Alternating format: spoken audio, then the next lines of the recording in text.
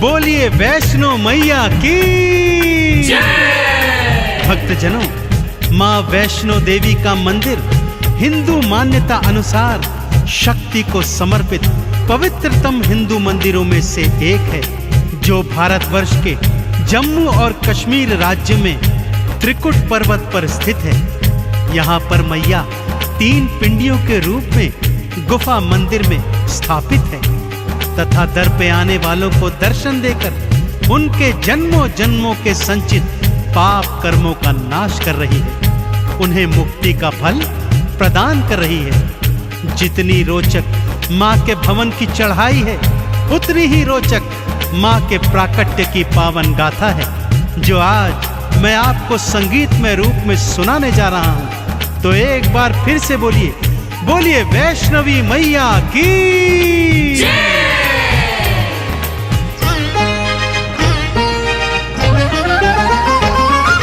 वैष्णो माँ नारायणी वैष्णवी वरदायिनी, पिंडी रूप में दर्शन देती भव से पार लगायिनी।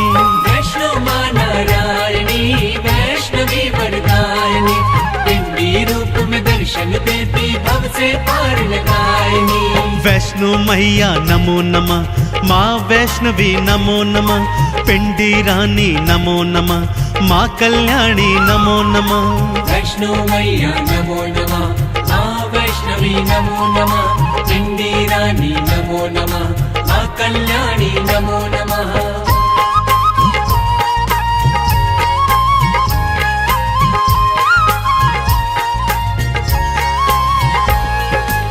भक्तजनों, माँ के प्राकट्य की गाथा इस प्रकार से है।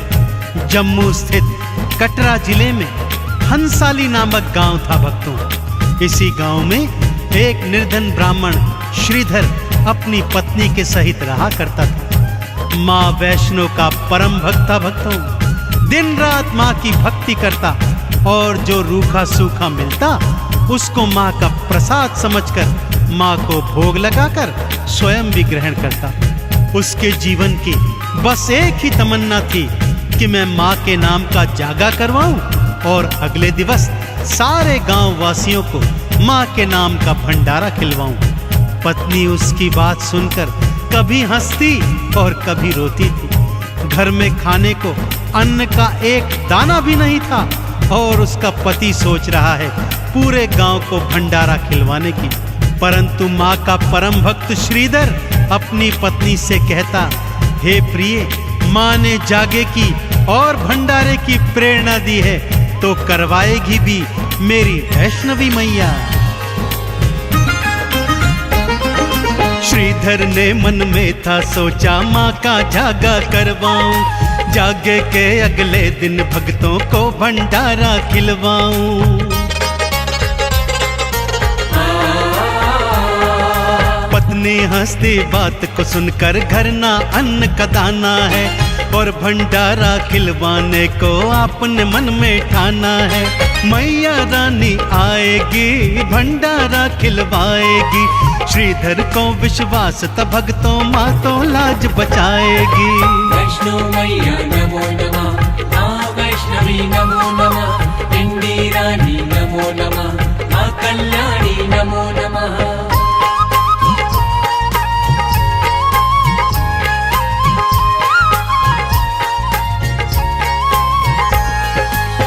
और एक रात उसे स्वप्न में माता वैष्णो के दर्शन हुए।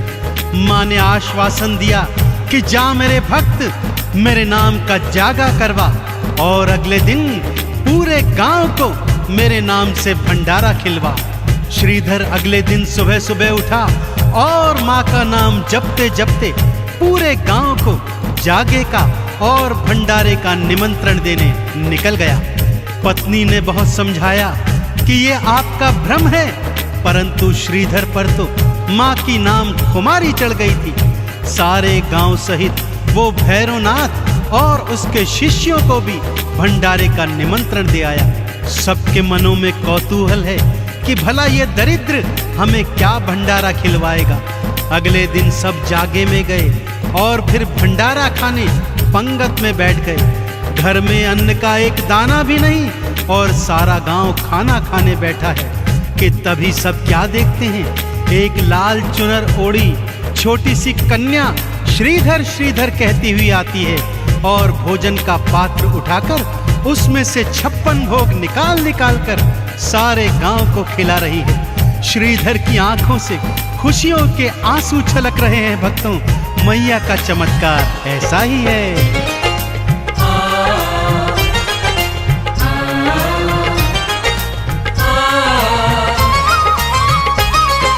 मैया ने अपने हाथों से भंडारा खिलवाया है। श्रीधर तो खुशियों में झूमा, मन ही मन हर्षाया है।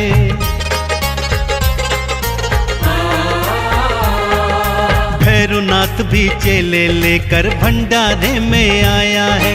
सामने देखा खाना बांटती कन्या रूप महामाया है। हलवा पूरी देख के भैरवनाथ चिल्लाया है। भोजन में खाने को उसने मदिरा मांस मंगाया है। वैष्णो मैया नमो नमः, माँ वैष्णवी नमो नमः, पिंडी रानी नमो नमः, माँ कल्याणी नमो नमः।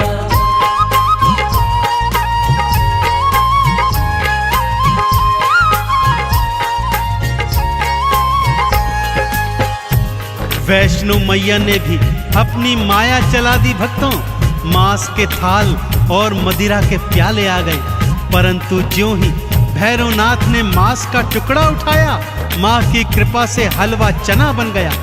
मदिरा उठाई तो वो माँ का चरणामृत बन गया। अब भैरवनाथ जान गया था यह कोई मामूली कन्या नहीं, अपितु साक्षात महामाया है। वो जैसे ही माँ को पकड़ने भागा, माँ लांगुर सहित त्रिकुट पर्वत की ओर पवन वेग से भाग निकली। मैया की अजब लीला है भक्तों, माँ और लांगुर आगे आगे और भैरवनाथ पीछे पीछे। दौड़ते दौड़ते लांगुर को जब प्यास लगाई तो माँ ने बाण मारकर धरती से गंगा प्रकट कर दी। आज भी सभी भक्त इसको बाण गंगा के नाम से जानते हैं और यहाँ पर स्नान करके अपने तन के रोगों को दूर करते हैं। आगे चलकर माँ एक गुफा में जाकर छुप गई और लांगुर बाहर पहरेदारी करने लगा। भागते भागते वैष्णो रानी एक गुफा में थी आई। मैया अंदर छुप गई और बाहर लांगुर अगवाई। 9 महीने तक लांगुर और भैरवनाथ का युद्ध हुआ। युद्ध भयंकर था, भक्तों पर कोई परिणाम नहीं निकला।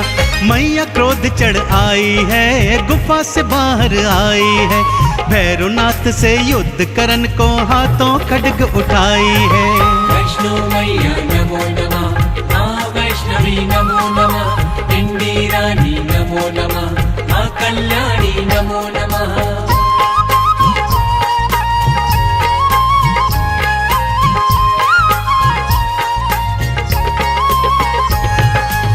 जब 9 महीने तक लांगुर और भैरव के युद्ध का कोई परिणाम नहीं निकला तो माँ 9 महीने के बाद उस गुफा से बाहर निकल आई भक्तों। और तभी से उस गुफा को गर्भजून के नाम से माँ के भक्त जानते हैं। बाहर निकलते ही महामाया ने विकराल रूप धारण कर लिया।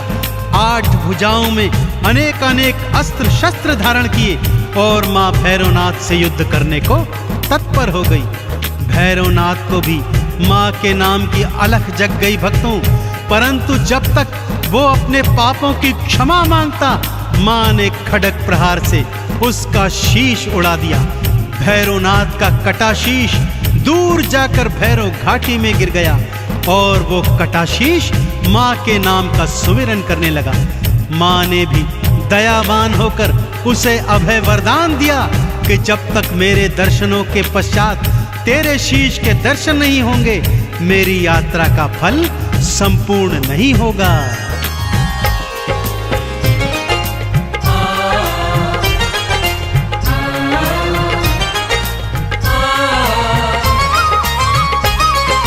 कटे शीश ने भैरों के जब माँ की अलख जगाई थी, उसको भय वरदान देने आ गई महामाई थी।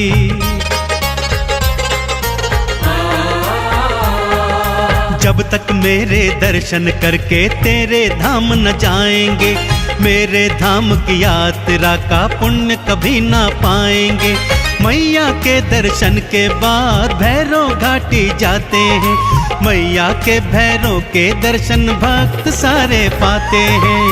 वैष्णो मैया नमो नमः, माँ वैष्णवी नमो नमः, पिंडी रानी नमो नमः, माँ कल्याणी नमो नमः।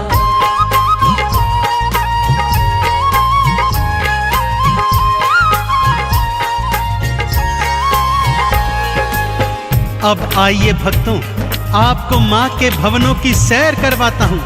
सबसे पहले आता है माँ का परम धाम कौल कंढोली, फिर आती है बाण गंगा, जहाँ भक्त लोग स्नान करके अपने तन के रोगों को दूर करते हैं। थोड़ा चढ़ाई चढ़ने के बाद दर्शन होते हैं चरण पादुका के, जहाँ एक शिला पर माँ के पावन चरणों के निशान हैं। भक्त इनका दर्शन करके आगे को बढ़ते हैं तो आती है वो पावन अर्धकुंवारी गुफा, जहाँ पर माँ ने 9 माह तक वास किया था। यहाँ दर्शन करने के पश्चात चढ़ाई थोड़ी कठिन हो जाती है भक्तों, और आगे हाथी मत्थे की सबसे कठिन चढ़ाई के बाद सांझी छत पर भक्त आकर कुछ देर विश्राम करते हैं और माँ के भवनों का दर्शन करते हैं। अब आती है माँ की वो पावन गुफा, जहाँ पर महालक्ष्मी, महासरस्वती और महाकाली पिंडी रूप में एक साथ सभी भक्तों को दर्शन देती है। तो बोलिए पिंडी रानी मैया की।